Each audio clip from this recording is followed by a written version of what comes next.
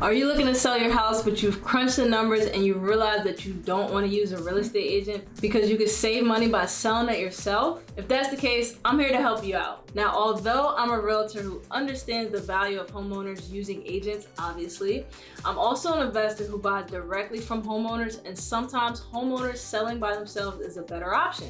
I'm just gonna keep it real with you guys. So in this video, I'm gonna give you guys 10 necessary steps that you need to take in order to sell your house successfully without the use of an agent. What's up, you guys? My name is Lillian Chukwueze, and if you are new to my YouTube channel, welcome to the family. I drop multiple videos every week about real estate, entrepreneurship, and investing. So if any of those topics interest you, definitely subscribe to my channel. Hit the like button and hit the notification bell so you don't miss when I drop the next video. So let's get into it.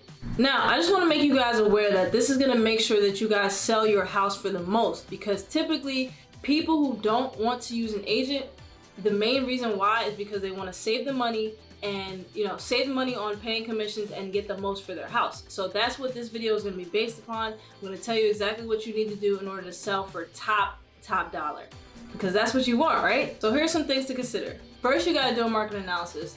It's best to sell by owner in a seller's market like today. It is currently June 2021, and we know it's a super hot seller's market. So now would be the best time for you to actually sell by owner.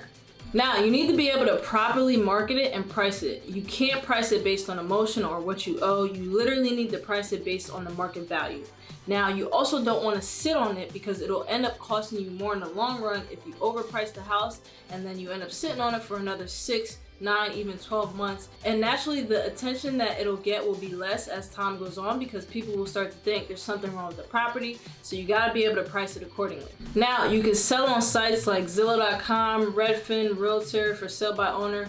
Those sites are all free, but you also want to check out flat fee listing services that you can, pay a couple $100 and they'll basically list the property on the multiple listing service for you, or the MLS, after you pay them and everything. But you're gonna basically, give yourself a higher chance to get the most eyeballs on it, because that's the same place that, every realtor posts every house.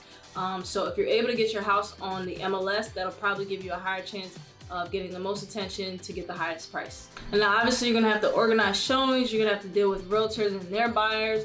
You gotta do photography, you gotta be able to negotiate offers and even write counter offers. You're gonna have to deal with inspections, appraisals, legal documents, and title companies, and all things like that.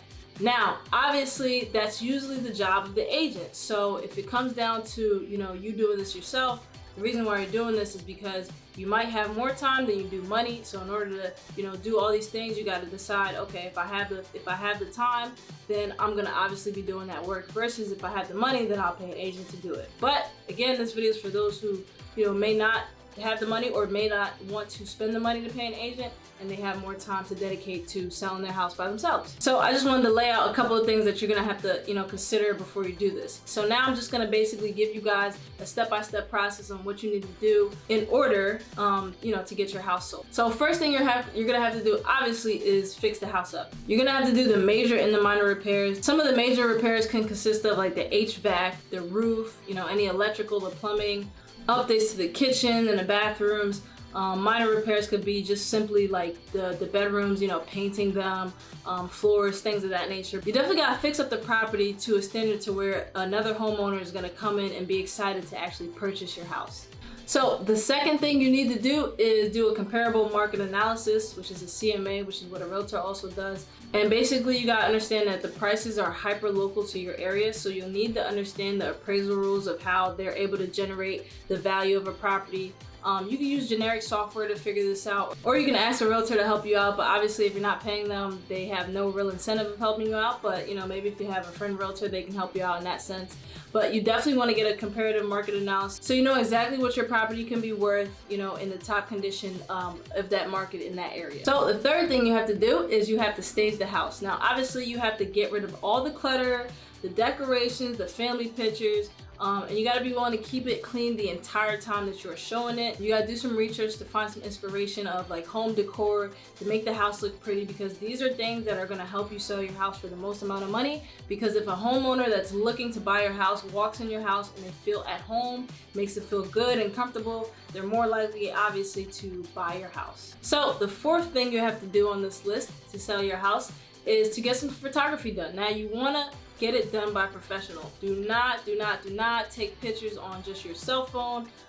Even if you feel like you're good at taking pictures, I really suggest that you hire a professional, because there's certain angles that make the rooms look bigger and make the house just look nicer overall. So if people can get a sense of what the house really looks like, you know, online, they're more likely to be, you know, inclined to come and actually check it out in person and, you know, see that everything lines up. But if you're just taking it on your cell phone and the pictures are ugly and it just is not a good look, then you have less of a chance of people actually being interested in your house. And that's not what you want to do if you want to sell for top dollar. So obviously you're gonna have to pay somebody. I don't know, it might cost anywhere from $200-300 to just get a professional in there, snap a couple photos, and you should be good to go. And you know, even depending on the size of your house, if your house is a huge house, you might want to consider getting drone pictures as well.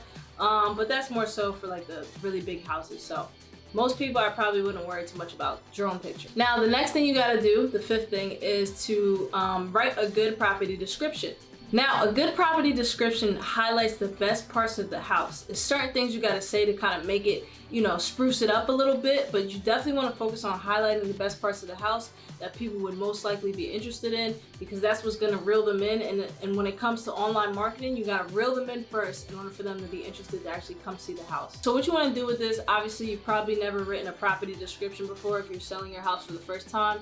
You definitely wanna look at some properties that were, you know, flipped specifically in your area, get an idea of what kind of things that they're saying and how they're describing, you know, the highlights of those homes, and kind of incorporate it in your description as well. Obviously put your own twist on it, but use some of the flashy terms that they're using, you know, to draw attention. And in your property description, you definitely want to mention that all buyers agents are welcome, because that's also going to give you a lot of traction, because buyers agents will be able to bring their buyers to your property. Now, the next thing you're going to have to do is set appointments and pretty much deal with the realtors that call. You know, a lot of people are gonna call, a lot of real estate agents are gonna call you in order to actually list your property, because that's just one of the strategies that we learn, because a lot of sellers who sell by owner, a lot of times they don't know what they're doing. So, you know, it's our job to pretty much help them out. So you will be solicited by real estate agents in order to help you sell your property.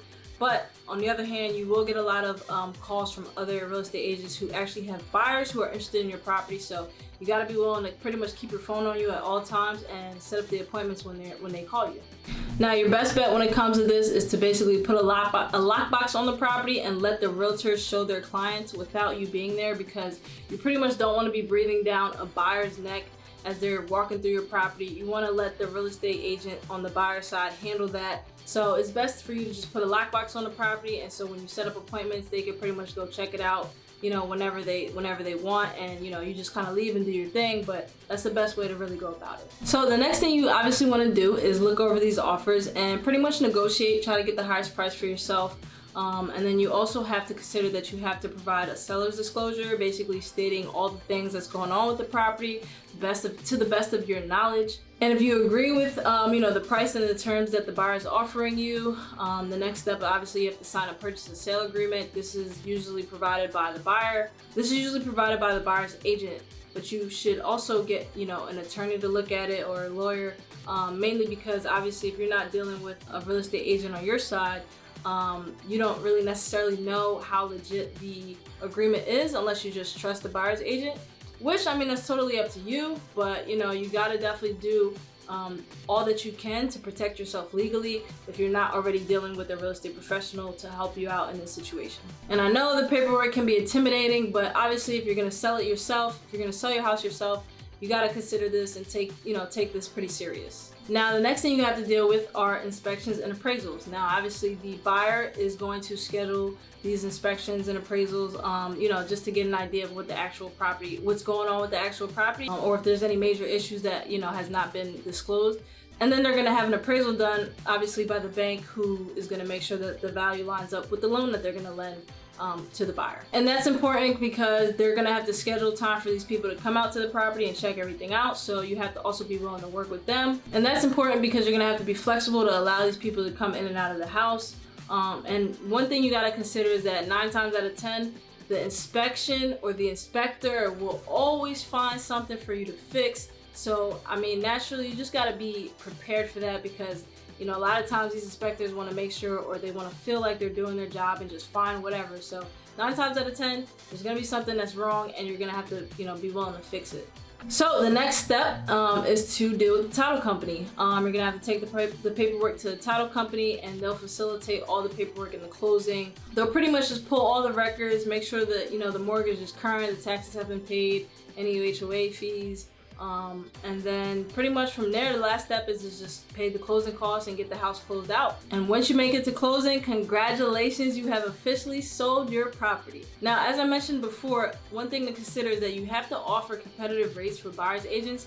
Otherwise, they will not bring you buyers, and that's a huge proponent of being able to sell for top dollar or get the most amount of eyes on your property. So make sure you are offering a competitive rate, 2.5 to 3%, so these buyer's agents can bring all of their buyers through. So again, what this boils down to is if you have time versus money. If you have time, then you can save money on the agent side. If you have money, then obviously you can save time and you can hire an agent to do all of this work that I just mentioned to you. So if it is too much work for you and you're not in a position to do all that, give me a call, I'll buy it as is. And if you change your mind about listing it on the market, I can be your agent and show you how, regardless of my commissions, I can still get you top dollar for your property, and you can save all the time and headache of everything I just mentioned.